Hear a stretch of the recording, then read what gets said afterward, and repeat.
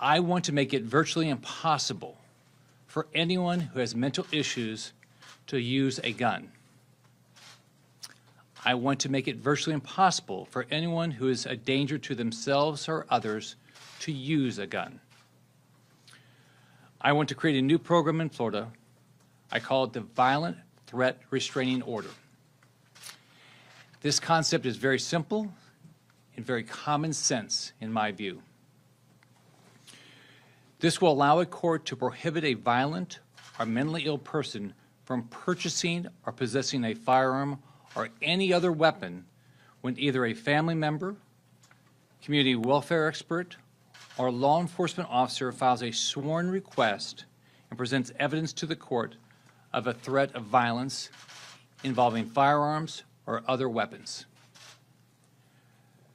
There would be speedy due process for the accused, and any fraudulent or false statements would face criminal penalties. Let's take a moment to look at the case of this killer. This person was not stopped from legally purchasing a weapon, was not arrested, was not detained, and was never forced to turn in his weapons. Let's review the warning signs here. He had 39 visits from police. His mother called him in. DCF investigated. He was kicked out of school. He was known to students as a danger to shoot people. And he was reported to the FBI last month as a possible school shooter.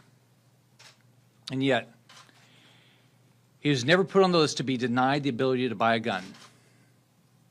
And his guns were never removed from him. We also strengthened gun purchase and possession restrictions for mentally ill individuals under the Baker Act. If a court involuntarily commits someone because they are a risk to themselves or others, they would be required to surrender all firearms and not regain their right to purchase or possess a firearm until a court hearing. We're also proposing a minimum 60-day period before individuals can ask a court to restore access to firearms. Also, we will require all individuals purchasing firearms to be 21 or older. Let me repeat. We will require all individuals purchasing firearms to be 21 or older. There will be exceptions for active duty and reserve military and spouses, National Guard members, and law enforcement. Next, we will prohibit a person from possessing or purchasing a firearm if they are subject to an injunction for protection against stalking, cyberstalking, dating violence, repeat violence, sexual violence, or domestic violence. We will establish enhanced criminal penalties for threats to schools, like social media threats of shootings or bombings.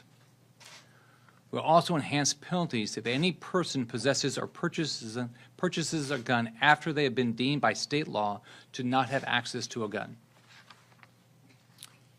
And we will completely ban the purchase or sale of bump stocks.